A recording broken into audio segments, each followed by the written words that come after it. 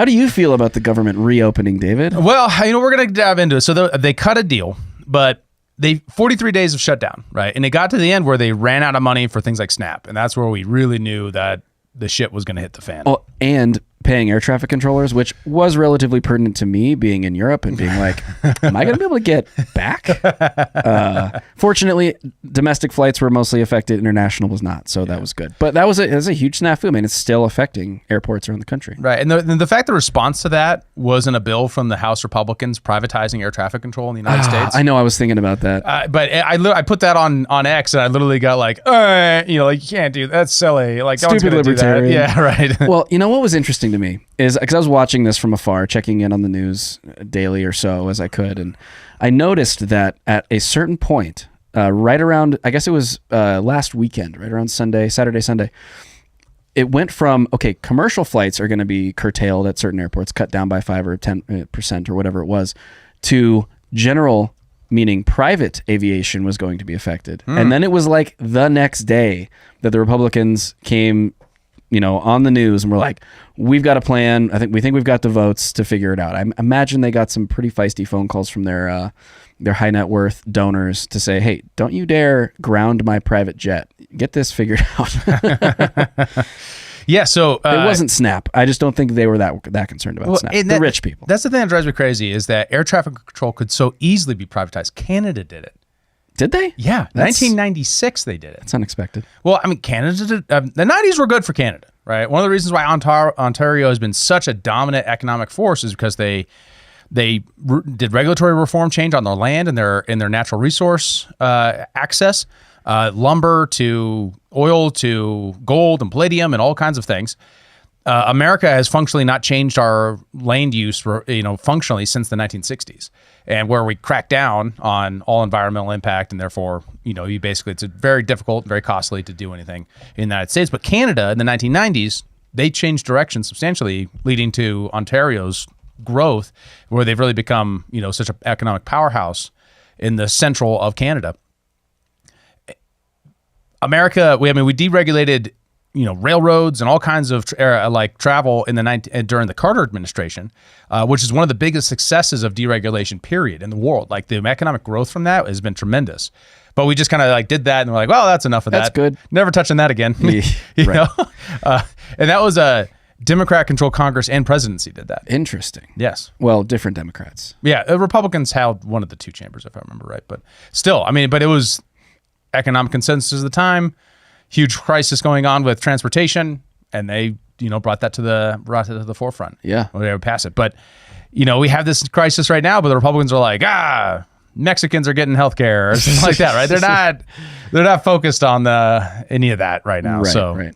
So back to SNAP. So that was a big thing that finally got refunded, which was good. A lot of impoverished people, potentially some other people grifting on the system a little bit. I don't really personally know, but they got their benefits back. Which yes, is good. But I did see some stuff about the SNAP reforms not holding for some reason. Like, there's a lot of reports about people who are, selling on SNAP, grocery stores, places like that, selling a lot of soda and chips and things like that. So the MAHA reforms that were supposed to curtail what could be purchased with SNAP benefits haven't taken effect, aren't being had on the ground. I don't know. But it's interesting reports on that. Haven't seen anything systemic yet or anything official. It's been mostly just people from the ground reporting that this is what they're seeing. One interesting thing that I did see was that the shelves at places like Walmart were totally full, whereas previously they were well picked over, particularly in maybe some of the more junk food oriented sections of the store. There were whole sections of the store's employees not doing anything because they didn't have anything to do while the government was shut down, indicating, perhaps that a lot of Walmart's revenue, and I think a substantial portion of Walmart's revenue comes from SNAP specifically. I bet. Yeah, but probably put a lot of pressure on Republicans to get it back in. Yeah. And that's really what happened. The big picture, not to bury the lead, is Republicans worked with 6 moderate Democrats to reopen the government and pretty much got nothing for it. Right? There was no reforms. The hope, right, was we would save some money because we're broke, right? The country's broke. More than broke. Yeah, a lot more than broke. 7 1976 will commence again. Yeah, so Obamacare happens during the COVID crisis. Congress passes these extra additional Affordable Care Act subsidies to make it even more subsidize healthcare insurance purchases on the exchange. A lot of people took advantage of that. A lot of people are now on that dole. Right. They were going to say, well, Obamacare wasn't passed with that. This is an extra benefit, and we can't afford everything because we're broke. So we're going to not renew this.